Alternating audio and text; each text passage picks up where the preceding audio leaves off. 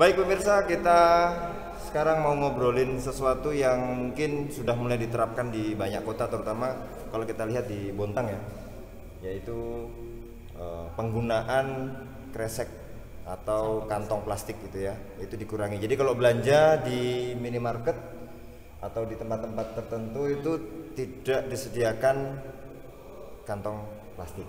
Nah ini menurut Kang Jo gimana? Kalau menurut saya sebenarnya pemakaian kantong plastik itu kan baru-baru kali ini kan diterapkan untuk di swalayan. Kalau kita lihat itu, kita presentasikan itu, angka pengguna plastik yang paling banyak itu sebenarnya di pasar tradisional, karena situ setiap hari setiap jam itu pasti akan ada plastik besar kecil. Terutama kalau mungkin yang bahan-bahan yang belanjaan yang nggak mungkin bisa diganti dengan plastik ya, misalnya yang basah-basah kayak ikan, Ya, ayam kayak gitu ya. benar. Jadi susah Karena juga juga ya. agak rancu juga aturan ini pemerintah ini. Mohon maaf, aturan pemerintah buat pengguna plastik. Kemudian kalau diberlakukan ke pasar tradisional, mungkin juga kesulitan juga para konsumen bagaimana gitu. Jadi setidaknya kalau di swalayan masih oke lah, tapi ketika nanti diterapkan di pasar tradisional Mungkin ada problem ya, ada problem tertentu yang mungkin belum ada solusinya. benar. Karena harus masih menggunakan kresek atau kantong plastik tadi. Kalau Kang Amin gimana Kang? Kalau menurut saya, Jadi selama ini belanja gimana? Kadang-kadang lupa bawa kantong yang non plastik itu, Iya. bingung juga gitu. Iya. Untung beberapa toko masih menyediakan kardus gitu ya. harus, kalau menurut saya, sebelum melarang pakai kantong plastik ini harus ada pencegahan dulu. Pencegahannya misalkan di Bontang itu coba dulu lah bikin mesin atau apa untuk penghancur dari pada plastik itu tadi. Kalau misalkan di situ banyak limbahnya, nah kan pasti bisa diolah atau dihancurkan. Kalau memang tidak bisa, itu penyebabnya apa? Kan bisa dicari di situ. Enggak, artinya harus ada dulu instrumen untuk bisa menghancurkan Iya. plastik itu dan memusnahkannya ya. Sebenarnya di situ kan tujuannya pengurangan dari sampah, bukan karena plastiknya. Memang yang lebih dominan itu dari plastik, itu yang memang banyak itu dari plastik. Kalau di kehidupan yang milenial ini, kita hitung aja semua itu mengandung plastik, dari kebutuhan pokok, dari kebutuhan sehari-hari, bahkan elektronik, semua itu ada plastiknya semua. Jadi artinya ketika pemerintah membatasi penggunaan tas plastik, tetapi di sisi lain memang hampir semua produk rumah tangga itu pasti menggunakan plastik.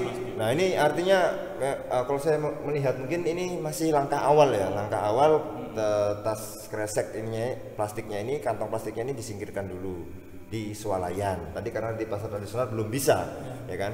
Tapi secara real ini efeknya juga masih kurang karena ternyata hampir semua produk rumah tangga itu menggunakan plastik.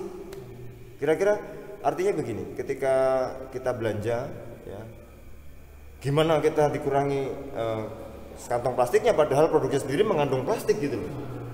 Jadi memang harus ada teknologi yang canggih yang bisa mengganti plastik. Artinya bahan-bahan pembungkus ini bisa menggantikan plastik dan bisa hancur selain plastik gitu kan.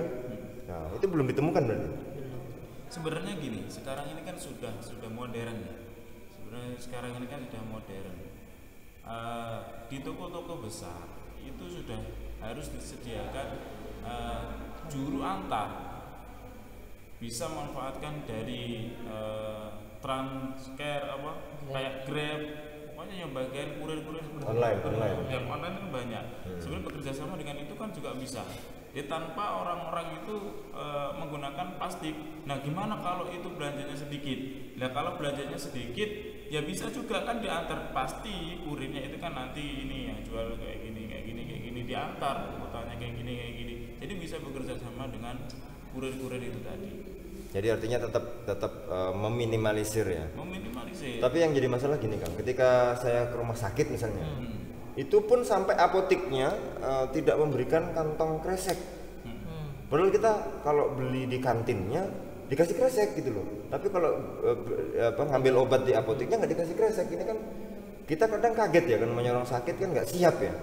Kita berobat terus tiba-tiba dikasih obatnya agak banyak, yang mungkin kalau punya anak kecil ya sirup tadi ya, obat-obat sirup, ternyata untung bawa tas gitu loh. Coba kalau nggak bawa tas kan bingung. Karena ada beberapa pasien ya, setelah saya atau saya sering ketemu misalnya pas setelah ngambil obat, bingung dia, loh ini nggak ada kreseknya terus gimana bawanya, padahal obatnya banyak. Ini kan kalau sampai pecah atau apa kan rugi, artinya bahaya gitu, tidak bisa terobati dan segala macam. Tapi ya minimal ini bisa menjadikan mengedukasi masyarakat, ayo kita gunakan atau kita siapkan di motor atau di mobil atau di tas kita kantong selain plastik. Jadi ketika kita tidak dikasih, kita sudah siap gitu kan, sudah siap. Ya mudah-mudahan ya kedepannya ada teknologi yang bisa mengganti plastik secara total. Artinya mungkin bentuknya itu seperti plastik tetapi gampang dihancurkan. Artinya dia misalnya di tanah bisa hancur sendiri dalam jangka waktu sekarang yang kan tidak sudah ada sekarang kantong plastik yang bisa nih ya, yang Kertas ini. dari kertas sekarang kan sudah banyak, pakai gelas-gelas juga yang dari kertas sekarang kan sudah banyak kayak gitu. tapi kan masih belum. Menurutku kertas itu masih malah kasihan pohon. Kan Nah, kertas pohon. kan dibuat dari pohon itu. Artinya bahan pengganti selain plastik dan kertas. Nah ini apa ya? Dan bisa hancur, ya kan? Kalau misalnya styrofoam selain plastik, selain kertas, tapi ratusan tahun nggak hancur. Ini memang ya kira-kira inilah tugas kita untuk menemukan apa saja yang bahan-bahan pembungkus itu setidaknya bisa mengganti plastik, bisa mengganti kertas karena pohon juga ya. Habis itu dan bisa hancur tidak waktu lama, jadi sebentar bisa hancur. Saya berharap itu seperti ini, berharap ada tren baju yang di situ sudah ada kantongnya, ya, atau di ransel belakang. Jadi itu dipakai tren, gimana trennya seperti Ini menarik ini. Jadi baju ada kantongnya yang lumayan misalkan besar ya. Iya. Kantong Doraemon berarti namanya. Iya. Masukkan. Pokoknya haruslah, enggak, maksudnya gini, kalau di trennya orang sudah tidak malu pakai baju yang ada kantongnya besar atau saku-sakunya banyak kayak gitu kan bisa.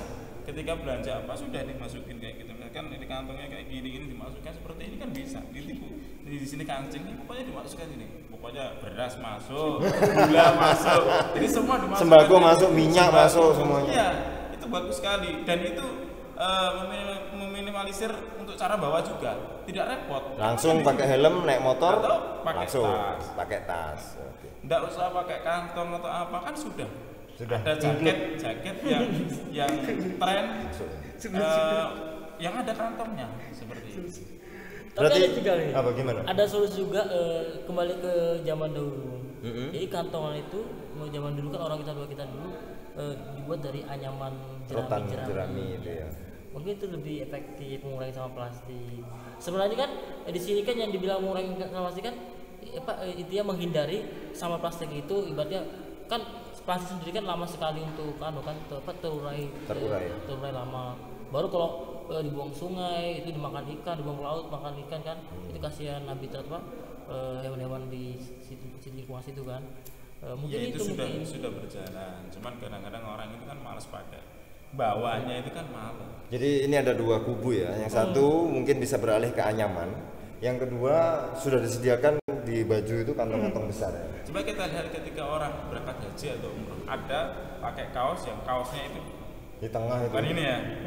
Ini kaosnya itu di tengahnya sini ada racknya dan ada kantong. Ya untuk tempat ada juga. Ya kalau Coba bawa kita- telur di sini gimana? Ini Kalau bawa telur di Ya sini. nggak apa, telurnya itu kita kemas, misalkan di situ kita kemas, yang sampingnya itu dikasih tisu-tisu atau bahan dari apa. Itu kan bisa dari perusahaan telurnya.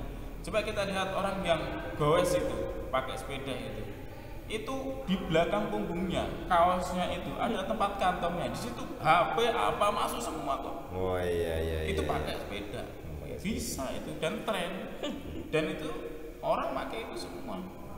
Oke pemirsa, itu tadi solusi ya dari Kang Amin ya, cerdas sekali, dari Kang Joe itu cerdas sekali. Nanti kita lihat bagaimana ke depannya masyarakat apakah bisa tetap menggunakan inovasi seperti dua orang sahabat saya tadi.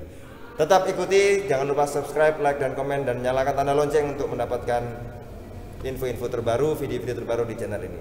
Terima kasih.